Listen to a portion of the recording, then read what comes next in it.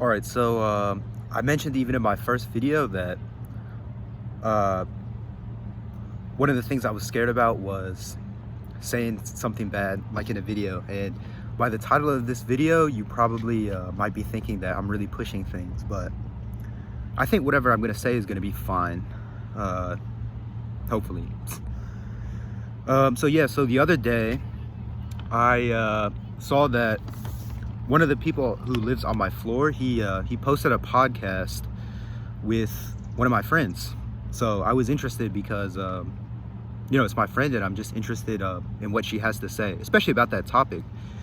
Yeah, so the topic of this podcast as well, it runs right down my alley of what I'm interested in and what I like to talk about on this channel. So I'm going to put a link to that podcast in the description so you can listen to it if you want. It's on Spotify.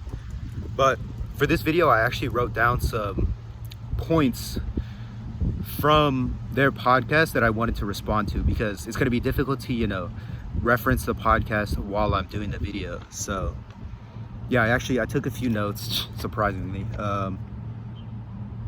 just of what they said and just some things that I want to respond to. And so I should be clear about this. Whatever I talk about in this video, or the purpose of this video, is not to challenge those two individuals' faith or to really scrutinize anyone. I just want to respond to the specific points that they made and bring my own personal experience into it as well. And this is something I'll say at the end of this video as well. I'm really happy that being Catholic is something that is very beneficial for them. That's great. I have nothing against that, and actually, I think that's great for them. So I just want to get that out of the way. I don't want to appear too sacrilegious, I guess. And maybe sometimes it might seem that way with some of the things that I say, but I guess I'm just trying to see things in perspective. Because so I guess I'll introduce this as well. I'm not religious, but I'm not atheist either. I've never really felt like atheism. I just think I don't know if there's a creator or what's gonna happen after I died. I just don't know. So I identify as an agnostic, I guess you could say. So I guess there's some context for this video. Okay, so one of the first things that they discussed in the podcast was Ryan and Aubrey discussed this. Ryan is the guy, Aubrey's the girl voice. You can probably just tell if you listen to it. One of the things that they said was that a lot of people are Catholic to impress people. And I guess, that's something that appears in many different aspects of life. Like someone, hey, what's up? You're making a video? Yeah, I'm making a video right now. Yeah, you can get in if you want. Okay, I was wondering when this was gonna happen. No, it's all right. It's all right. All right, there's Zach from the soccer video. Hey, I'm not from the soccer video. But she commented on it. I will see this later in 2 times speed. Right, I gotta go, but okay, yeah. Good to see you guys. Yeah, take care. Okay, I was wondering whenever the first interruption by people I know would happen. So that's kind of funny. That's the first interruption, kind of an iconic moment. Yeah, they're nice people. Anyway, so I was talking about people. A lot of people are Catholic to oppress people. So that's something you see in many different facets of life. Someone takes up a certain occupation, or they take up a certain sport in order to impress someone. So it's similar in that way. But I guess something that I can say specifically for religion is that there's a certain cultural pressure, there's a certain familial pressure to practice a religion, or to be well versed in your religion, or pretty committed to your religion. I think that's something that a lot of people can relate to. And I would say this is probably more evident for the Abrahamic religions. I think that's the right term for Christianity, Islam, and Judaism, rather than religions like Buddhism or Hinduism. Just because of the nature of those. And there's kind of that pressure to follow everything pretty well and to impress people. So I think that's good that they brought that point up. And I guess for them, since they are Catholic, they see it in their social circle with their Catholic friends, this pressure to go to mass or do other Catholic things. And obviously, that seems like it's not a very good reason if you're practicing the religion to oppress someone. And then one thing that I really liked that Aubrey mentioned was she said that sometimes, like whenever she's on a run, she just enjoys being alive, breathing, and she just feels as though that's just God's work happening within her, that she just enjoys being alive. This isn't you got something or you achieved something. It's just you're just enjoying life itself. There's no reason that you're happy or joyful, but she's just enjoying being alive. And I think that's something really great. And she conceptualizes that as God's work. I think that's a great part, like, about religion. If people feel that way, if they're able to just take joy in being alive and just to be pleasant by their own nature, and they feel that it's just a valuable gift to be alive, then because that's God's work, I think that's great. I think that's a great aspect of religion, and that's something I feel as a non-religious person, but maybe just existentially, that I feel being alive sometimes is just so pleasant and enjoyable, and you just breathing like the air, sometimes it just feels really invigorating, and you feel ecstatic for no reason. So that's a good aspect to mention, and that's something that a lot of people, I think, should strive for, to try to feel that way. Okay, yeah, so here's another aspect that Aubrey mentioned. So this is in the context of people suffering. Maybe someone loses a close family member or something, and then they kind of question God. Why would the Creator, or why would God allow this to happen, or why would He facilitate it to happen? And then she introduced the notion of God's plan, and that He has a long-term plan for why you're going through that struggle, and the experience that you're gaining from that struggle is important for you to help someone else in the future. And I think that's a nice way. That's a nice way to kind of make up I don't want to say make up, but I guess that doesn't sound as credible if I say make up, but I mean, there's nothing wrong with making something up that's good. It's not just inherently wrong because you made it up. But anyway, it's a good reasoning that gives you comfort, I think, for sure. It gives you comfort, and it gives you kind of a sense of stability or groundedness. I'm not getting the right word that's to come to my mind, but I guess acceptance is a good thing. It gives you a certain sense of acceptance for traumatic or bad things that have happened to you. So that's good. But on the other hand, one thing that I want to mention is, this isn't something that's specific to Christianity, but I guess religion in general. It's that an assumption of a lot of these religions is that the universe is human-centric, or that the Creator is human-centric, that a lot of these things, just revolve around humans being the most important part of the creation, which I think that's a pretty big thing to assume. And it's just funny that we see it that way. And one of the speakers that I like, he said this. It just came to my mind. I definitely want to say this. Like buffalo, whenever they think of God, they think of a buffalo god. So it's funny that, like, as humans, we think of God as like a big man in the sky, But I mean, to think of a creator, of course it's not human, it's not a buffalo, or it's not any sort of physical reality, you know, it's something beyond that.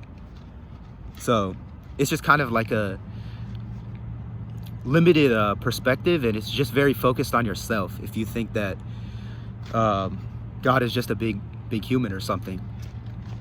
And also it's important to realize like the vastness of the universe, to think about, first of all, like how small the solar system is in terms of the whole universe, then how small Earth is in that, and then how small you are within that. But really the context of like the solar system and the whole universe, I don't have the statistics right now, but if you look at it, we're very, very small and kind of insignificant in the context of that. And we don't know what else is all out there. So it seems kind of naive in a way to think that the creator is focusing on us the most, or that we're the most important part of the creation. Human-centric, I would say, human-centric. Yeah, so that's kind of an interesting thing to think about that I think a lot of people don't consider. And yeah, so something that Ryan and Aubrey mentioned was this appealing aspect of religion, or even you could say spirituality. I think that it's attractive to other people whenever you lead by example. And I think that's something that I felt in my own experience, especially this summer. You know, I was experiencing a lot of benefits from meditation. I think I was just really just joyful and happy for no reason. I mean, my day-to-day life might seem boring to some people, but I was just going on walks and I was just so happy for no reason. And then that really got my immediate family members interested in meditation though. And they were just kind of interested because they could see such a significant change within me. And of course, you know, I like talking about it, but I think, I think leading by example was more important than whatever things that I could say to them, because they could see it in their own experience, the changes within me. And yeah, so they talk about that. I think Aubrey talks about how just like being kind to other people, it kind of, she's just spreading God's work or whatever, and just leading by example in that way. And you know, for my SLU people, we all, I guess a lot of us have probably experienced those moments where we're crossing Grand and then there's those people on the side of the street like yelling at us with megaphones about religion, and there's people trying to hand you like flyers about Christianity or religion. And well, I think for a lot of us, I think definitely I can say in my personal experience, that's very unattractive to me. It's not really something that makes me want to engage with that. It seems very confrontational, you know? And I think this is similar to what I talked about in my animals video with veganism. It's kind of like, you know, someone shoving an ideology down your throat, which I don't think anyone really likes, you know? Freedom is really important. Especially to me, freedom is very important. And I want things to be from my own choice. And so, yeah, so I think an important thing for me, you know, maybe I should start writing stuff down for all of my videos, because I feel like this is flowing so much better. Just because I have some notes. But I also like off the cuff too. I just think that's kind of fun in a way. Anyway, I think this is an important point to mention, that it's pretty non-disputable that by any human being really, whether you're religious or not, well-being is something that's valued, and everyone wants well-being, you know, for themselves and for the people around them that they care about. Everyone wants pleasantness, happiness, joyfulness, however you want to describe well-being. And I think on an individual level, religion can be very conducive to that. But an important thing to notice is that just because you're religious, that does not guarantee your well-being. And I think, well, a lot of religious people try to state that I guess just as a kid growing up, you know, some family members or whatever, it's just like pray to this God or follow these certain things, and you'll experience prosperity or wealth, or you'll have this or that. But no, life doesn't work like that. I mean, that's apparent that just because you're religious, that's not going to guarantee your well-being.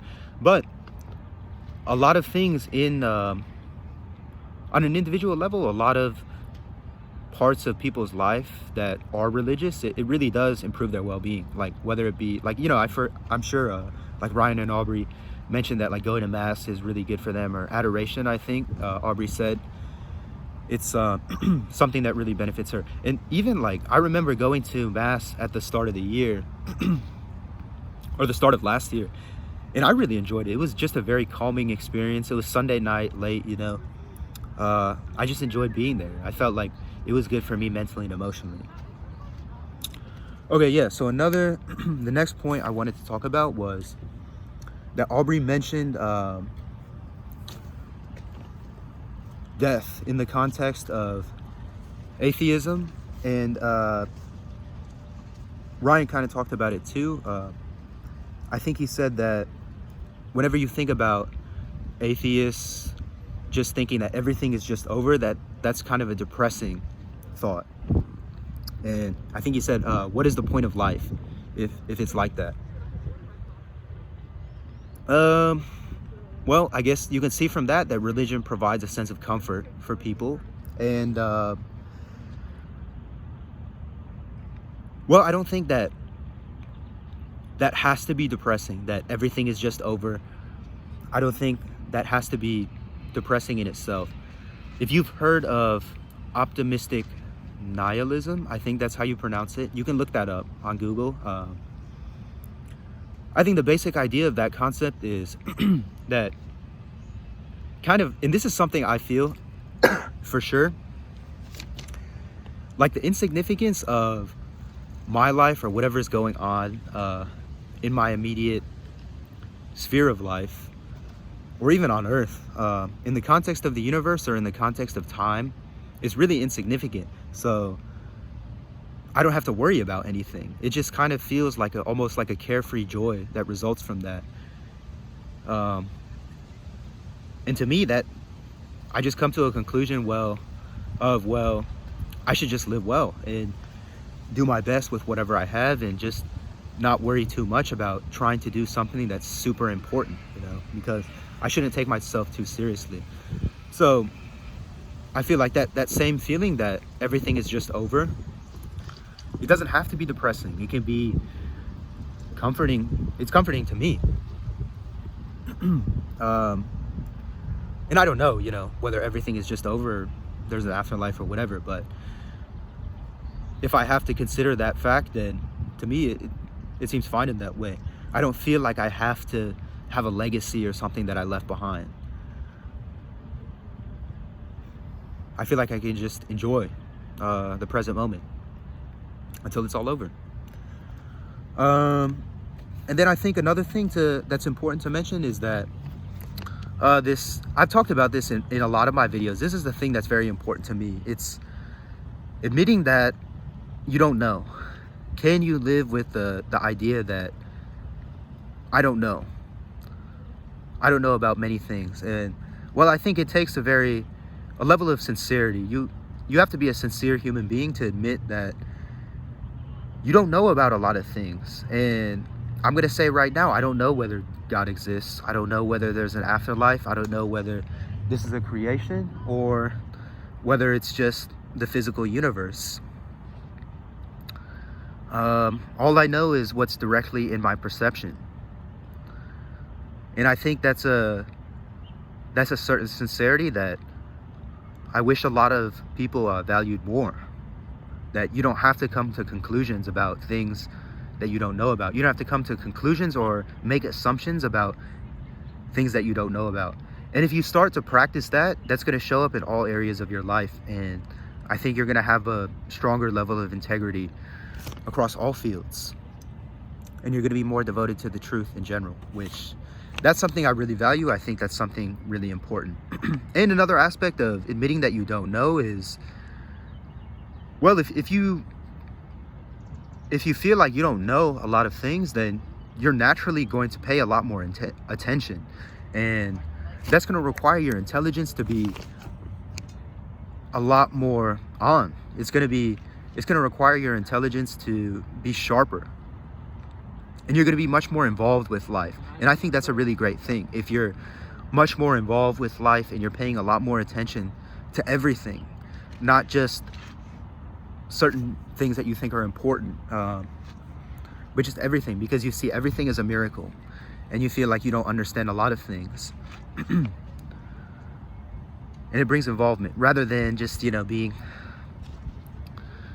I don't think it's necessarily cocky, but just acting like, you know everything and you're just not paying attention. And you have that kind of attitude to you, or that attitude or persona. And then Aubrey mentioned this. I think she said that religion was created by people. I think she's referencing the older times, maybe like 1,000 or so years ago. Religion was created because people feared death. And so I took this medieval history class in high school, and actually that's something I want to mention a little bit later. But yeah, so she said religion was created by people that fear death. And well, that doesn't seem like a good reason on an individual level in the present times now. Now that we have science describing a lot of things, showing the age of how long humans have been on Earth, how old the universe is. I don't know. Actually, I don't know the statistics on this, but I think there's still a lot of Christians that believe that the universe was created in 7 days. I don't know, and it seems like science is showing that that's not true.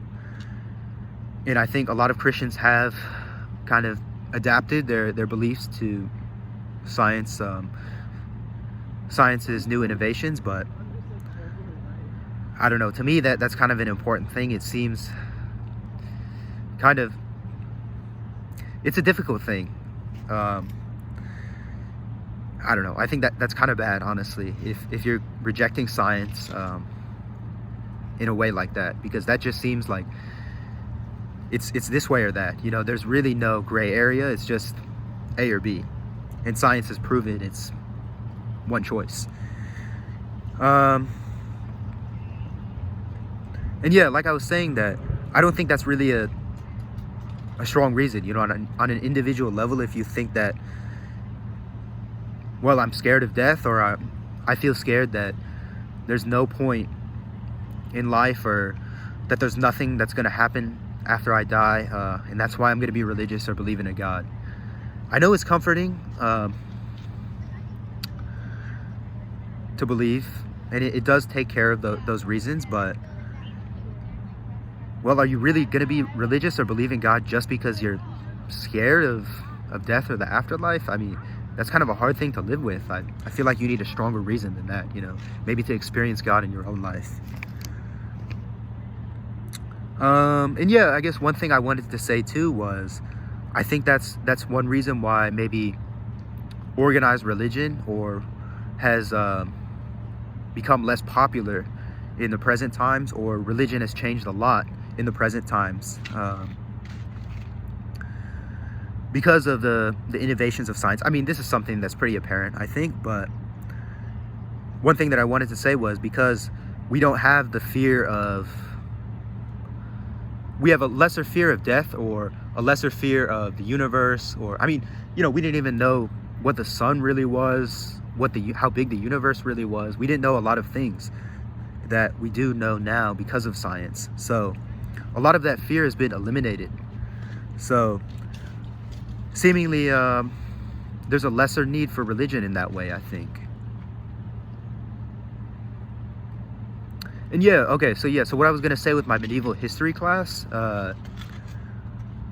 so one of the things that the teacher hammered home time and time again was, it was a very important concept for that class, and it was that the Catholic Church provided stability to Europe in the Middle Ages. It was a very important politically and just in terms of organizing and leading the country, or organizing and leading those people at that time, the Catholic Church was fundamental to that. And so religion is really important in that way. You know, is it very important? Religion has been very important in previous times in history in terms of bringing people together, organizing people, and just leading them. It just gives them something in common. And well, the flip side of that is that if it brings some people together and it gives them something to have in common, well, it can really divide people who are not that religion. And that's something that we can see in the Middle East, unfortunately, today. Some really evil and nasty things that result from extreme religious people, not, you know, the average religious person. So yeah. And now, like I said, the science, the innovations of science and the freedom of religion, and a lesser need to have religion to lead and organize people. Now that we have government and we have different ways of connecting with other people, in modern politics and everything, we have a lesser need for religion to fulfill that role. So it seems like religion is becoming somewhat outdated in that way too. Organized religion on a mass scale. I'm not talking about like on an individual level, but I'm kind of thinking about why religion has come about and what were its uses in history before. And I guess whenever you think about it like that, then that kind of takes away any justifications that people would say, well, oh, so many people are religious, so it must be credible because of that.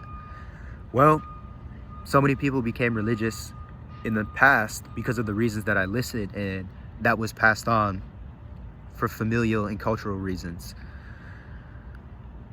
for some of the reasons that I listed previously as well. So that's why a lot of people are religious.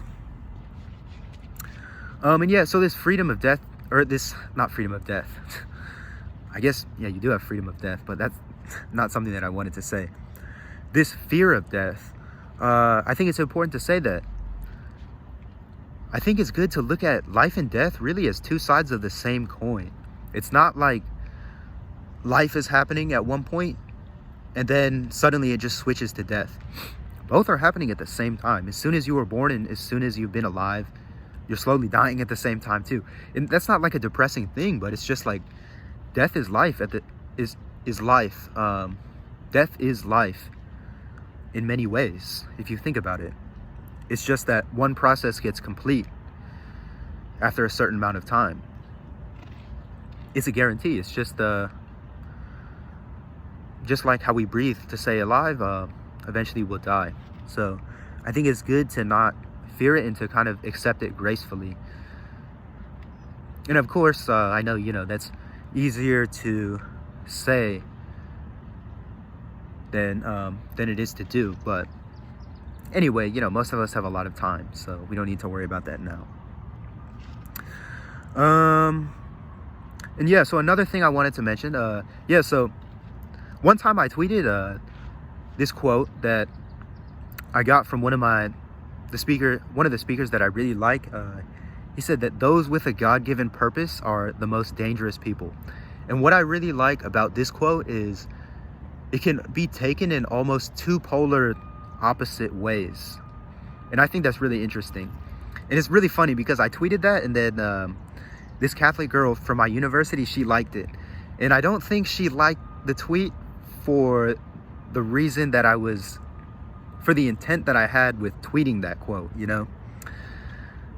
I think she, you know, was liking it because she thought I was saying that those that, you know, are empowered by God are going to have the most impact in life, and they're going to do the most wonderful things. But really what I was thinking about was the religious extremists, like I previously mentioned. The people who are doing some of the most horrible, cruel things in the name of religion or in the name of God. And by no means am I saying this is the average person. I know this is a very small percentage of people. but still a significant percentage of people, if there's even one person like that. I'm not saying, you know, this is in any way comparable to the average religious person. But yeah, I think that's something that, yeah, this speaker mentioned. The people who feel justified, the people who feel that they have a God-given purpose to do something, or to push their beliefs, or to even, you know, to kill people, they feel that it is their purpose to kill people, or, you know, suicide bomb. You know, we've seen all that stuff on TV, or, you know, I'm not going to say specific stuff because I just don't want to talk about that now. But those people who felt they are doing a holy and justified deed. And even this is something that this relates to something that I mentioned in my previous video on sensitivity. It's important that I want to be around people that are sensitive to life, not people that are just following rules and that's why they're doing good, quote unquote, good things. I don't want to be around people who are just doing things because they feel justified to do them. Because I know you can feel justified to do the most horrible things. I know that there are people who feel justified to do the most horrible things in life. And like I said, those are the scariest people to me. It's not the ones that know that they're doing something malicious.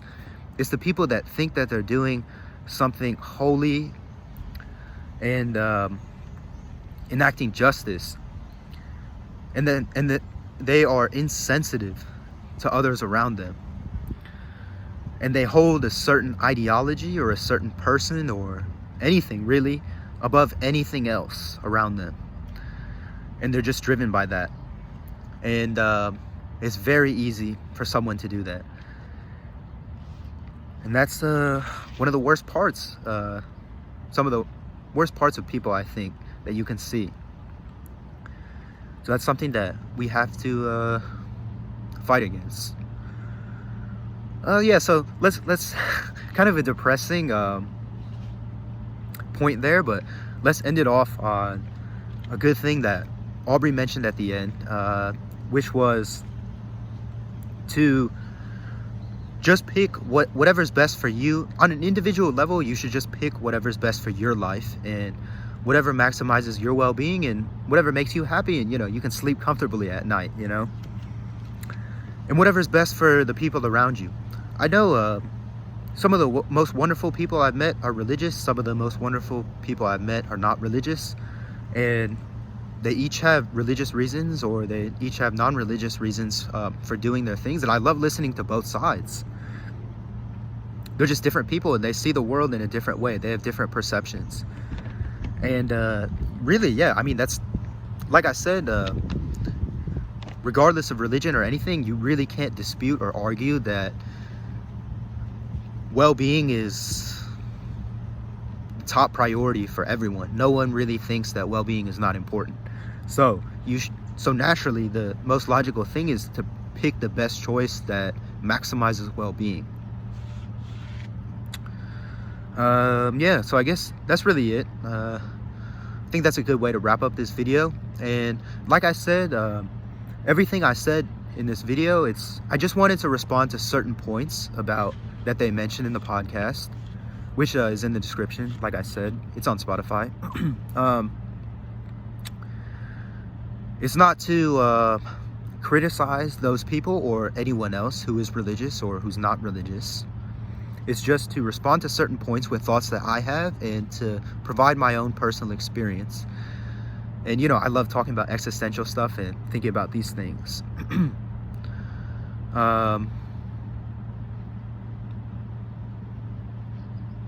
Yeah.